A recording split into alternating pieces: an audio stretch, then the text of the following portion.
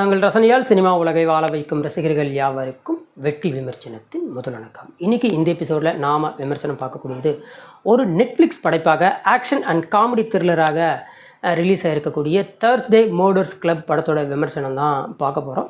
இந்த விமர்சனமாக பொறுத்து கடைசி வரைக்கும் பாருங்கள். பார்த்து முடிச்சோன்னு உங்களுக்கு பிடிச்சிருந்தா சின்னதாக ஒரு லைக் பண்ணுங்கள், ஃப்ரெண்ட்ஸ் அண்ட் ஃபேமிலிக்கு ஷேர் பண்ணுங்கள். நீங்கள் இப்போ தான் நம்ம சேனலுக்கு புதுசாக வரீங்கன்னா மறக்காமல் நம்ம சேனலை சப்ஸ்கிரைப் பண்ணி வச்சுக்கோங்க.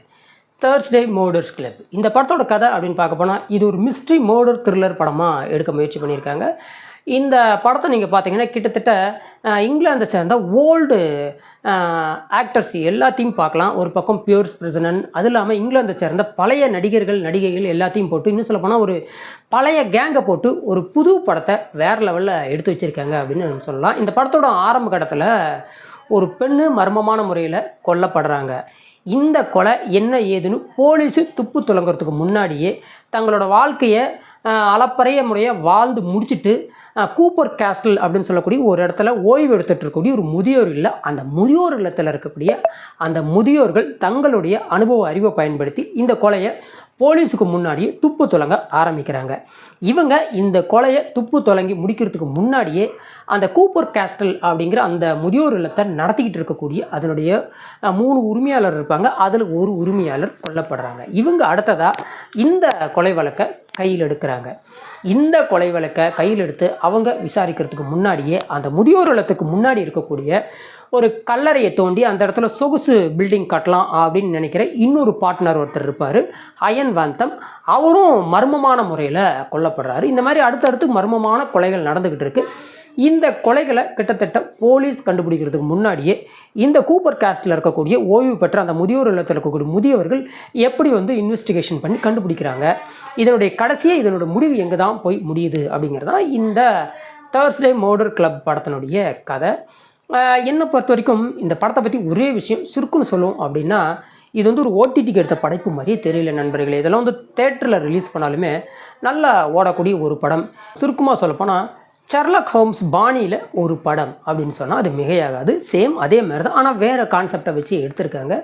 இந்த படத்தினுடைய ஸ்டார்டிங்லேருந்து எண்டிங் வரைக்கும் உங்களுக்கு அகலப்படுத்தும் ஆக்ஷன் சீக்வன்ஸ் பெருசாக இல்லை அப்படின்னாலுமே உங்களை என்டர்டெயின் பண்ணக்கூடிய நிறைய விஷயங்கள் இருக்குது. நீங்கள் இந்த படத்துக்காக ஓடிடியில் உட்காந்து ஒரு 2 மணி நேரம் செலவு பண்ணுறீங்கன்னா அந்த 2 மணி நேரத்துக்கு உண்டான ஒர்த்து இந்த படத்தில் நிச்சயமாக இருக்குங்க. அந்த அளவுக்கு ஒரு பக்கம் காமெடி, இன்னொரு பக்கம் சென்ஸ் ஆஃப் ஹியூமர், இன்னொரு பக்கம் அந்த மர்டருக்கு உண்டான அந்த மிஸ்ட்ரியை ரிவீல் பண்ணுறக்கூடிய விதமாகட்டும், அதே மாதிரி போலீஸுக்கு முன்னாடியே இந்த ஓல்டு கேங் அதை எப்படி விசாரிக்கிறாங்க அப்படிங்கிற அந்த விசாரணை தோரணை இவங்க கொண்டு போன விதமாகட்டும், ஒரு பக்கம் பியர்ஸ் பிரெஸ்னன், அதேமாதிரி இன்னொரு பக்கம் கதையாகட்டும், ஸ்க்ரீன் பிளே ஆகட்டும், அதோட நேரேட்டிவிட்டி ஆகட்டும், நிறைய விஷயத்த நல்லாவே எடுத்துகிட்டு போயிருந்தாங்க.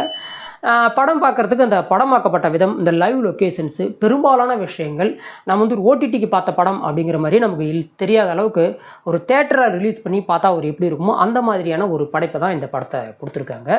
அது மட்டும் இல்லாமல் இந்த படத்தினுடைய ப்ளஸ் அண்ட் மைனஸ் அப்படின்னு பார்க்க போனால் என்னை பொறுத்தவரைக்கும் இந்த படத்தோடைய ஹையஸ்ட் ப்ளஸ் பாயிண்ட் இந்த படத்தினுடைய ஸ்டோரி, ஸ்க்ரீன் பிளே, அதோட நேரேட்டிவ் தான். அதே மாதிரி இந்த படத்தில் வில்லன் கதாபாத்திரம் அப்படின்னு சொல்லிக்கிறதுக்கு முதல்ல ஒருத்தனை வில்லனாக காட்டுறாங்க, அதுக்கப்புறம் இன்னொரு வில்லன், அதுக்கப்புறம் இன்னொரு. இந்த வில்லன் கதாபாத்திரம் அடுத்தடுத்த ஸ்டேஜுக்கு போயிட்டே இருக்கும். கடைசியாக நம்ம பியர்ஸ் பிரெஸ்னனோட மகன் இருப்பான், அவனும் வில்லன் அப்படிங்கிற மாதிரி தான் காட்டியிருப்பாங்க. ஸோ இதனால் இந்த படத்தை பொறுத்த மட்டும் ஒரு காமெடி, ஆக்ஷனு, அதே மாதிரி இன்வெஸ்டிகேஷன், பொதுவாக உங்களுக்கு இந்த சஸ்பென்ஸ் மிஸ்ட்ரியஸ் த்ரில்லர் பிடிக்கும் அப்படின்னா இந்த படத்தை நீங்கள் டெஃபினெட்லாக பார்க்கலாம். உங்களுக்கு ரொம்ப பிடிக்கிறதுக்கு உண்டான வாய்ப்புகள் உண்டு. என்ன எல்லாமே ஒரு பழைய கல்ட் கேங்கை காட்டுறாங்க, இருந்தாலும் அவங்களோட நடிப்பு, அவங்களுடைய அந்த நடிப்புக்கு ஏற்ற மாதிரி இந்த கதை வடிவமைப்புன்னு சொல்லி நிறைய விஷயங்கள் இந்த படத்தில் நல்லாவே இருந்தது. அதுவும் கிளைமேக்ஸ்லாம் சொல்லிக்க வேண்டிய அவசியமே இல்லை, வேறு லெவலில் பண்ணி வச்சுருப்பாங்க.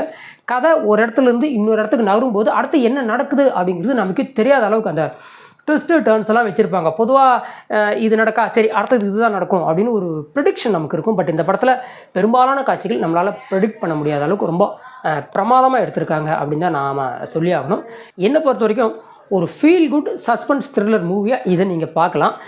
பெருசாக அதகலப்படுத்தும் ஆக்ஷன் சீக்வன்ஸ் இல்லைனாலுமே இந்த 2 மணி நேரம் உங்களுக்கு போகிறதே தெரியாத அளவுக்கு நிறைய விஷயங்கள் படத்துக்குள்ளே செஞ்சு வச்சுருக்காங்க நண்பர்களே.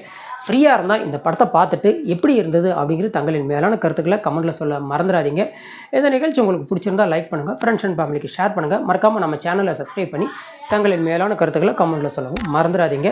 இக்காணொலி கண்டு ரசித்த அனைத்து நல்லுள்ளங்களுக்கும் நன்றி தெரிவித்துக் கொண்டு மற்றும் ஒரு சிறந்த விமர்சனத்துடன் தங்களை சந்திக்கும் வரை தங்களிடமிருந்து விடைபெறுவது வெற்றி விமர்சனம். வெல்க.